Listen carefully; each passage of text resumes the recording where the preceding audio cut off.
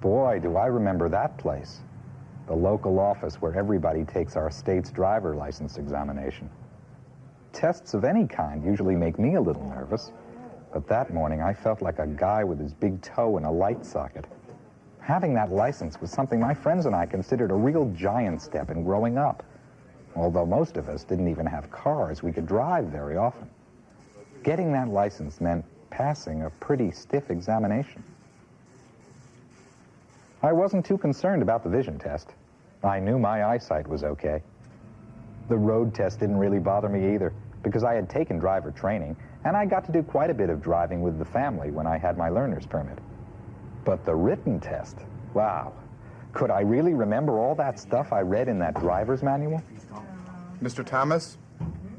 Did he say Thomas? It sounded like Thomas. Mr. Tim Thomas? Here, sir.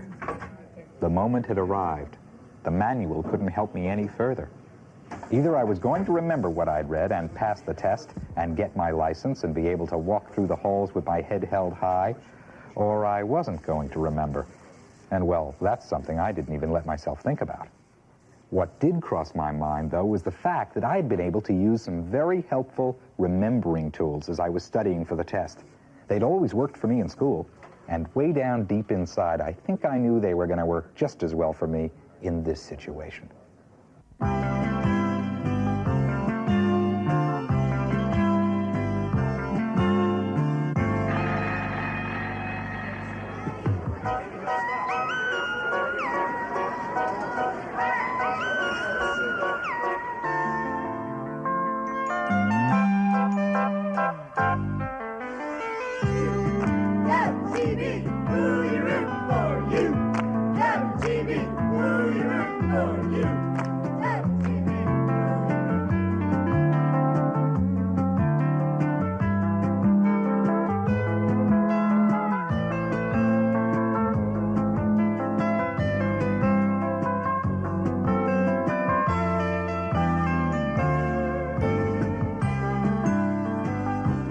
Assignment for Monday will be to read the first part of chapter 26, which is on page 259 to 260.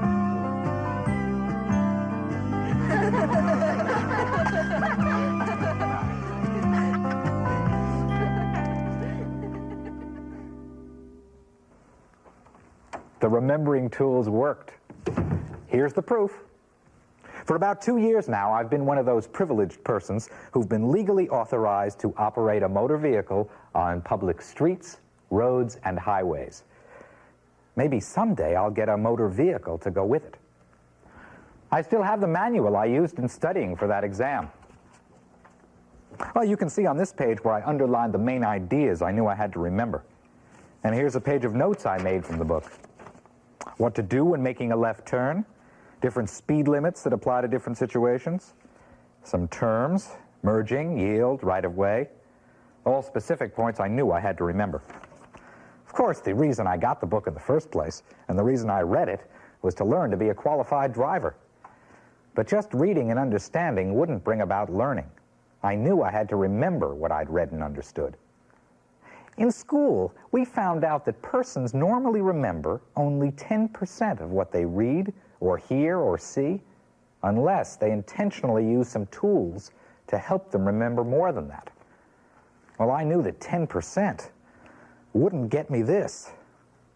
So I started out using our remembering tools right from the start. I used my imagination to create pictures of what I was reading. Okay, passing on the left. Look ahead for no passing zones and oncoming traffic. Stay a safe distance back, glance in the mirror and over the left shoulder, signal for a lane change. Of course, we'd all learned how to do that same kind of thing with our textbook material, using the pictures included in the book and pictures and drawings we'd seen in other places, and our own feelings and imagination. What was it like living in American cities about 1890? A lot depended on where you lived. Each section had its own personality. The street life of a neighborhood gave a good clue to its character. In the older and poorer districts in the inner city, the streets were very important for living space. The houses were built close to the street and close to each other. People escaped from the crowded conditions in their apartment buildings to the open space of the street.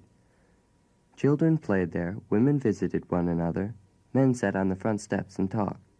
People came by pushing carts loaded with fruits and vegetables, clothing, hardware, books, kitchen utensils, and almost anything else people in the neighborhood needed. Also, after I'd read a page or a section or finished with a certain topic, I'd stop and ask myself some questions. Okay, railroad crossings. How can I tell when I'm coming to one? Do I have to stop? No, not always. Where should I stop if I do? On the approach, not on the crossing itself. But when do I start up again? When I'm positive there's no train coming from either direction. Now, what did it say I should never do? Never do? Oh, yeah. Never race a train. Of course, that, too, was a technique I'd learned for reading textbooks. What did they do in the streets? Children played there. Women visited one another. Men sat on the front steps and talked. People came by pushing carts loaded with vegetables, clothing, hardware, books, kitchen utensils, and almost anything else people in the neighborhood needed. Right. Now are they going on to other types of neighborhoods? Is that the next subject? Another remembering tool I used in studying for my driver's license was to go over some sections and put what they said into my own words. Emergency vehicles. Upon hearing the siren of an approaching emergency vehicle, pull over as far as practical to the side of the roadway, but not within the intersection, and stop until the emergency vehicle passes. It is unlawful to follow an emergency vehicle at a distance closer than 500 feet. If you hear a siren, get out of the way, without getting into someone else's way, and stay out of the way. That's called paraphrasing. Putting something into your own words so you can remember it better. I remember how Jeff paraphrased a section on economics for a bunch of my friends one day. The section they were talking about said, "All this means that you must make choices about how you will spend your money, your resources, and your time. So you must give up things you want to get those things you want more." It just says here that everybody can't have everything they want, so we each have to choose certain things over others. We all did a lot of that, paraphrasing, both in discussions like that one and in thinking back over certain sections from our textbooks. It proved very helpful when it came to remembering. There was an old saying we all found to be very true. An idea can never be yours until you put it into your own words. I did a lot of that kind of paraphrasing as I studied my driver's manual. We also discussed our textbook assignments with each other and with our teachers. I did the same thing with some parts of the driver's manual. Okay, Gloria, can you explain what's required to make a safe lane change? Not only with Gloria, but also with my driver's ed instructor, and with my family, and with a couple of guys who'd gotten their licenses earlier. And it helped, just as it had always helped in school. Too much nationalism can be harmful at times. Like people, all countries make mistakes.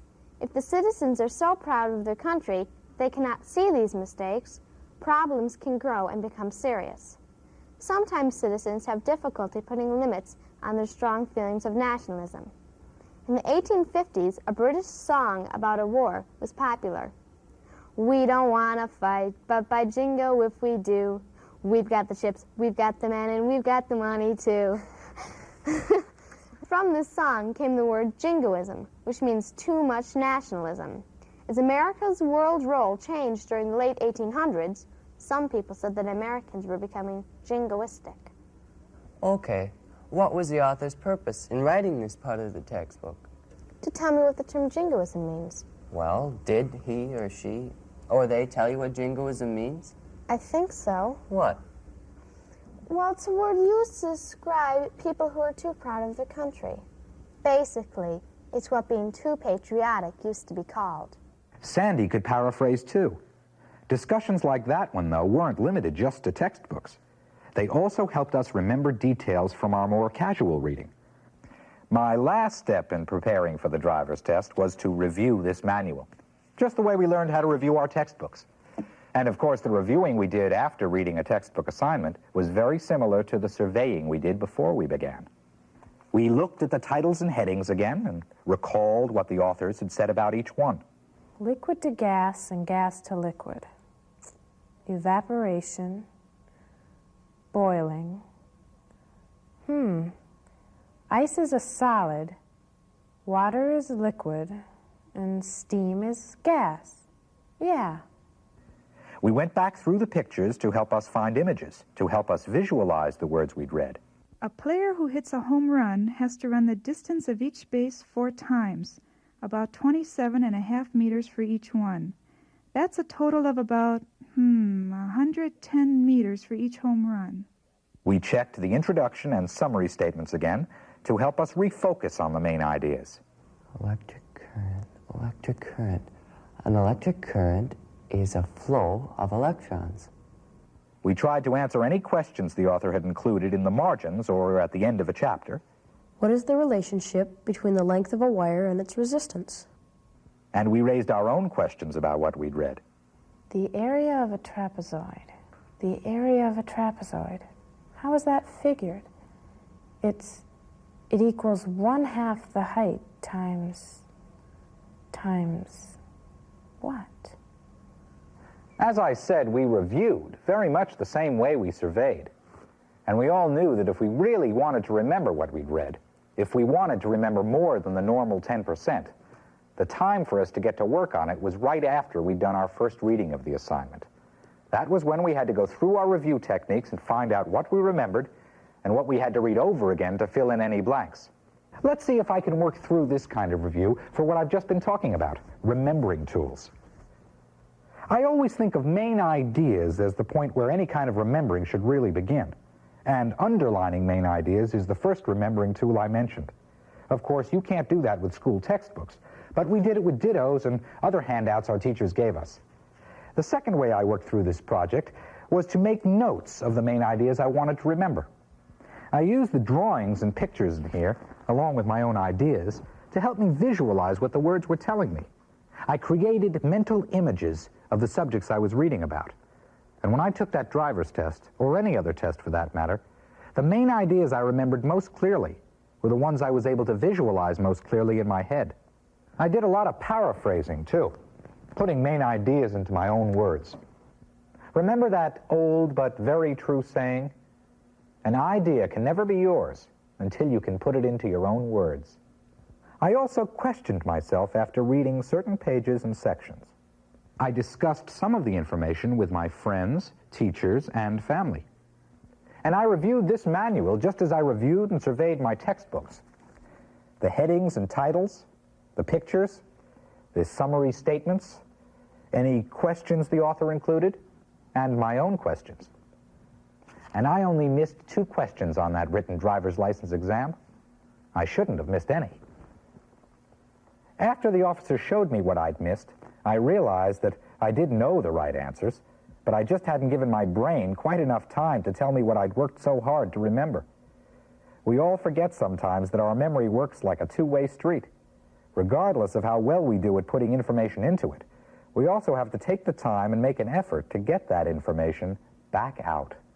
And I found that's true of information in textbooks, too. Historical events, scientific facts, math techniques, I use all of them nearly every day. And I'm sure I wouldn't be able to do that if I hadn't learned how to use the remembering tools I've been talking about. If I hadn't learned how to work at reading so I could recall more than the normal 10%. Remember, I mentioned that's what we could expect from reading expository material that we don't work at remembering. And after all, the only reason any of us reads expository material, textbooks, newspapers, the good old driver manual, is to remember what we've read. So it only makes good sense for us to learn what tools we can use to help us remember, and to apply those tools to all of our reading.